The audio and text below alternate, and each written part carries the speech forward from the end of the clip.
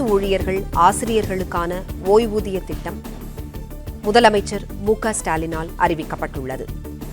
உறுதியளிக்கப்பட்ட ஓய்வூதிய திட்டம் அறிவிக்கப்பட்டுள்ளது. அரசு ஊழியர்கள் ஆசிரியர்களுக்கான உறுதியளிக்கப்பட்ட ஓய்வூதிய திட்டம் அறிவிக்கப்பட்டுள்ளது. முதலமைச்சர் மு.க.ஸ்டாலின் இந்த அறிவிப்பை வெளியிட்டுள்ளார்.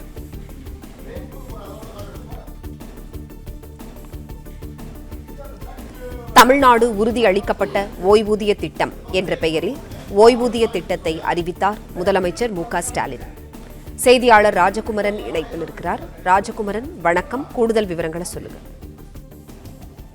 அரசு ஊழியர்கள் ஆசிரியர் சங்கத்தினர் 20 ஆண்டுகளுக்கு மேலாக பழைய ஓய்வூதிய திட்டத்தை மீண்டும் அமல்படுத்த வேண்டும் என்ற கோரிக்கையினை முன்வைத்து வந்தார்கள். இந்த நிலையில்தான் முதலமைச்சர் தற்பொழுது ஓய்வூதியம் தொடர்பான ஒரு முக்கிய அறிவிப்பினை வெளியிட்டிருக்கின்றார். அதன்படி உறுதியளிக்கப்பட்ட ஓய்வூதிய திட்டம் என்று குறிப்பிடப்பட்டு இந்த விவரங்கள் வெளியிடப்பட்டிருக்கின்றன. அதன் இடம்பெற்றிருக்கக்கூடிய அம்சங்கள் தமிழ்நாடு அரசு அலுவலர்கள் மற்றும் ஆசிரியர்களின் 20 ஆண்டுகால கோரிக்கையினை நிறைவேற்றும் விதமாக பழைய ஓய்வூதிய திட்டத்தின் பலன்களை வழங்கக்கூடிய புதிய திட்டமான தமிழ்நாடு உறுதியளிக்கப்பட்ட ஓய்வூதிய திட்டத்தை செயல்படுத்துவதற்காக முதலமைச்சர் உத்தரவிட்டிருக்கின்றார் என்று குறிப்பிடப்பட்டிருக்கின்றது. அதாவது பழைய ஓய்வூதிய திட்டத்தினுடைய பலன்களை வழங்கக்கூடிய திட்டமாக தமிழ்நாடு உறுதியளிக்கப்பட்ட ஓய்வூதிய திட்டம் என்று பெயரிடப்பட்டு இந்த அறிவிப்பு வெளியிடப்பட்டிருக்கின்றது. இதில் இடம்பெற்றிருக்கக்கூடிய பல்வேறு அம்சங்களை சுட்டிக்காட்டியிருக்கின்றார்கள். அதன் அடிப்படையிலே அந்த பழைய ஓய்வூதிய திட்டத்தில் இருக்கக்கூடிய அந்த திட்டங்களில் அம்சங்கள் என்னவெல்லாம் இடம்பெற்றிருக்கின்றன என்றால், மாநில அரசு அலுவலர்கள் பெற்ற கடைசி மாத ஊதியத்தில் 50% உறுதியளிக்கப்பட்ட ஓய்வூதியமாக வழங்கப்படும் என்று தெரிவித்திருக்கின்றார்கள். புதிய தமிழ்நாடு உறுதியளிக்கப்பட்ட ஓய்வூதிய திட்டத்தில் அரசு ஊழியர்கள் ஆசிரியர் சங்கத்தினர் பெரிதும் எதிர்பார்த்த அந்த கோரிக்கை முழுவதுமாக நிறைவேற்றப்பட்டிருக்கின்றது. மாநில அரசு அலுவலர்கள் அவர்கள் பணி செய்த காலத்திலே கடைசியாக பணி செய்த மாதத்தில் பெற்ற ஊதியத்திலே 50% உறுதியளிக்கப்பட்ட ஓய்வூதியமாக வழங்கப்படும் என்று அறிவித்திருக்கின்றார்கள்.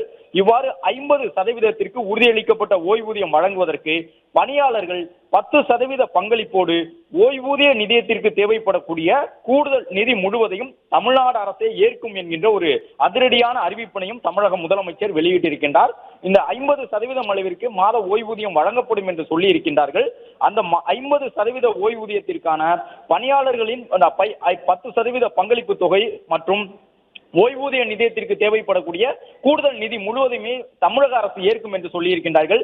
50% உறுதியளிக்கப்பட்ட ஓய்வூதியம் பெறக்கூடிய ஓய்வூதியதாரர்களுக்கு ஆண்டுதோறும் 6 மாதத்திற்கு ஒரு முறை அரசு அலுவலர்களுக்கு வழங்கப்படக்கூடிய அந்த அகவிலைப்படி உயர்வும் வழங்கப்படும் என்று சொல்லி இருக்கின்றார்கள். எனவே பழைய ஓய்வூதிய திட்டத்தில் இருந்த முக்கியமான 2 அம்சங்கள் என்னவென்றால், பணி ஓய்வு பெற்ற காலத்தில் அவர்கள் பெற்ற சம்பளத்திலே 50% தொகையை ஓய்வூதியமாக வழங்க வேண்டும் மாதந்தோறும் என்று சொன்னார்கள். அந்த கோரிக்கை ஏற்கப்பட்டிருக்கின்றது. அது மட்டுமல்லாமல் 6 மாதத்திற்கு ஒரு முறை மத்திய அரசு பணியாளர்களை போன்று மாநில அரசு பணியாளர்களுக்கும் அகவிலைப்படி உயர்த்தப்படும். அகவிலைப்படி உயர்வை ஓய்வூதியர்களுக்கும் பொருத்த வேண்டும் என்று சொல்லி எதிர்பார்ப்பை முன்வைத்திருந்தார்கள். அதையும் நிறைவேற்றி இருக்கின்றார்கள். அதன் அடிப்படையில் தான் 50% உறுதியளிக்கப்பட்ட ஓய்வூதியம் பெறக்கூடிய ஓய்வூதியர்களுக்கு ஆண்டுதோறும் 6 மாதத்திற்கு ஒரு முறை அரசு அலுவலர்களுக்கு வழங்கப்படுவதற்கு இணையான அகவிலைப்படி உயர்வு வழங்கப்படும் என்று சொல்லி இருக்கின்றார்கள். ஓய்வூதியதாரர் இறந்துவிட்டால் அவர் ஏற்கனவே பரிந்துரைத்த குடும்ப உறுப்பினர்களுக்கு நாமினிக்கு அவர் பெற்று வந்த ஓய்வூதியத்தில் 60% குடும்ப ஓய்வூதியமாக வழங்கப்படும். அதாவது ஒரு அரசு ஊழியர் ஓய்வு பெறும் பொழுது 1 லட்சம் ரூபாய் சம்பளம் வாங்கியிருந்தால் அவர் ஓய்வு பெற்ற பிறகு 50,000 ரூபாய் மாதந்தோறும் அவருக்கு ஓய்வூதியமாக வழங்கப்படும். அந்த 50,000 ரூபாயிலிருந்து 60% தொகை கிட்டத்தட்ட ஒரு 25,000 ரூபாய்க்கு மேலே 30,000ற்கு உள்ளான தொகை 60% தொகை குடும்ப ஓய்வூதியமாக அவரால் பரிந்துரைக்கப்பட்ட நபருக்கு, அது மனைவியாக இருக்கலாம், மகளாக இருக்கலாம், மகனாக இருக்கலாம், ஓய்வூதியதாரர் யாரை நாமினியாக பரிந்துரை செய்திருக்கின்றாரோ அவருக்கு 60% தொகை வழங்கப்படும் என்று சொல்லி இருக்கின்றார்கள். அரசு அலுவலர்கள் ஓய்வு பெறும் போதும் பணிக்காலத்தில் இறக்க நேரிடும் பொழுதும் அவரவரின் பணிக்காலத்திற்கு ஏற்ப 25 லட்சம் ரூபாய்க்கு மிகாமல் பணிக்கொடை வழங்கப்படும் என்று சொல்லி இருக்கின்றார்கள். அரசு அலுவலர்கள் ஓய்வு பெறக்கூடிய அந்த காலகட்டத்திலும் பணிக்காலத்தில் இறந்து போனாலும் கூட அவர்களுடைய பணிக்காலத்திற்கு ஏற்ப பணிக்கொடை வழங்குவது உறுதி செய்யப்பட்டிருக்கின்றது. இந்த பணிக்கொடை அதிகபட்சமாக 25 லட்சமாக இருக்கலாம். புதிய உறுதியளிக்கப்பட்ட ஓய்வூதிய திட்டம் செயல்படுத்தப்பட்ட பிறகு ஓய்வூதியம் பெறுவதற்கான தகுதி பணிக்காலத்தை நிறைவு செய்யாமல் பணி ஓய்வு பெறக்கூடிய அனைத்து அலுவலர்களுக்கும் குறைந்தபட்ச ஓய்வூதியம் என்ற ஒன்றை உறுதி செய்திருக்கின்றார்கள். அதாவது ஒரு 10 ஆண்டுகள் பணி செய்தால்தான் அவர்களுக்கு இந்த 50% தொகை ஓய்வூதியமாக வழங்கப்படும். ஆனால் அந்த 10 ஆண்டுகள் பணி செய்வதற்கு முன்பாகவே பணி ஓய்வு பெற்று விட்டால் கூட அவர்களுக்கு என்று ஒரு குறைந்தபட்ச ஓய்வூதியத்தை வழங்கப் போகின்றார்கள். பங்களிப்புடன் கூடிய ஓய்வூதிய திட்டத்தின் கீழ் பணியில் சேர்ந்து புதிய தமிழ்நாடு உறுதியளிக்கப்பட்ட ஓய்வூதியம் செயல்படுத்தப்படுவதற்கு முன்பாக இடைப்பட்ட காலத்தில் ஓய்வூதியம் இன்றி பணி ஓய்வு பெற்றவர்களுக்கு சிறப்பு கருணை ஓய்வூதியம் வழங்கப்படும் என்று சொல்லியிருக்கின்றார்கள். ஏனென்றால் பங்களிப்பு ஓய்வூதியம் என்பது அண்மை காலமாக நடைமுறைப்படுத்தப்பட்டிருக்கின்றது. அந்த பங்களிப்புடன் கூடிய ஓய்வூதிய திட்டத்தில் பணியில் சேர்ந்தவர்களுக்கும் கூட ஒரு கருணை ஓய்வூதியம் வழங்கப்படும் என்று சொல்லியிருக்கின்றார்கள். மேற்கண்ட இந்த திட்டத்தை அமல்படுத்துவதால் ஓய்வூதிய நிதியத்திற்கு கூடுதலாக தமிழ்நாடு அரசு 13,000 கோடி ரூபாய் வழங்க வேண்டும். இது மட்டுமல்லாமல் தமிழ்நாடு அரசு ஆண்டுதோறும் சுமார் 11,000 கோடி ரூபாய் அரசின் பங்களிப்பாக வழங்க வேண்டும் என்று சொல்லியிருக்கின்றார்கள்.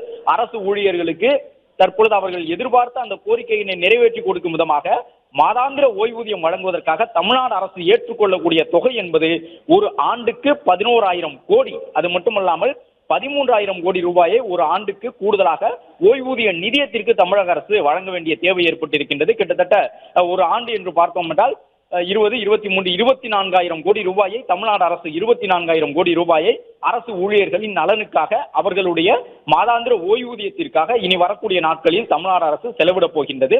இந்த பங்களிப்பு தொகை என்பது பணியாளர்களின் ஊதியத்திற்கு ஏற்ப ஒவ்வொரு ஆண்டும் மேலும் மேலும் உயரக்கூடும். இந்த ஆண்டுக்கு கிட்டத்தட்ட 24,000 கோடி ரூபாய் செலவை 24,000 கோடியை தமிழ்நாடு அரசு ஏற்றுக்கொண்ட நிலையில் வரக்கூடிய ஆண்டுகளில் அந்த தொகை மேலும் அதிகரிக்கும் என்பதை தமிழக அரசினுடைய இந்த விளக்கத்தில் சொல்லி இருக்கின்றார்கள். தற்போது தமிழ்நாடு அரசு சந்தித்து வரக்கூடிய கடுமையான நிதி சூழலிலும் அரசு அலுவலர்கள் மற்றும் ஆசிரியர்களின் நலன்களை காக்கும் பொருட்டு அந்த செலவினங்களை தமிழ்நாடு அரசே முழுவதுமாக ஏற்றுக்கொள்ளும் என்ற அறிவிப்பினை வெளியிட்டிருக்கின்றார்கள். அரசு அலுவலர்கள் ஆசிரியர்களின் நலனையும் குடும்பத்தின் எதிர்காலத்தையும் மனதில் கொண்டு தொலைநோக்கு பார்வையுடனும் நடைமுறை சாத்தியங்களுடனும் கூடிய வகையிலே அரசு அலுவலர்கள் மற்றும் ஆசிரியர்களின் 20 ஆண்டு கால கோரிக்கையை நிறைவேற்றி பழைய ஓய்வூதிய திட்டத்திற்கு இணையான ஓய்வூதியத்தையும் பண பயன்களையும் பெற வழிவகுக்கக்கூடிய வகையிலே இந்த திட்டம் செயல்படுத்தப்பட்டிருக்கின்றது எனவும் அரசு அலுவலர்கள் ஆசிரியர்கள் ஒருமனதாக வரவேற்று அதனை செயல்படுத்துவதற்கான ஒத்துழைப்பை வழங்க வேண்டும் எனவும் முதலமைச்சர் இந்த அறிவிப்பிலே கேட்டுக்கொண்டிருக்கின்றார். அரசு அலுவலர்களின் நலன் மற்றும் எதிர்பார்ப்புகள், மாநிலத்தின் நிதிநிலை உள்ளிட்ட அனைத்தையும் பரிசீலித்து இந்த முடிவுக்கு வந்திருப்பதாக சொல்லியிருக்கின்றார்கள். இதற்கு பிளே ஸ்டோர் மற்றும் ஆப் ஸ்டோரில் இருந்து பாலிமர் செயலியை QR கோடு மூலம் பதிவிறக்கம் செய்யுங்கள். செய்திகளை உடனுக்குடன் பெறுங்கள்.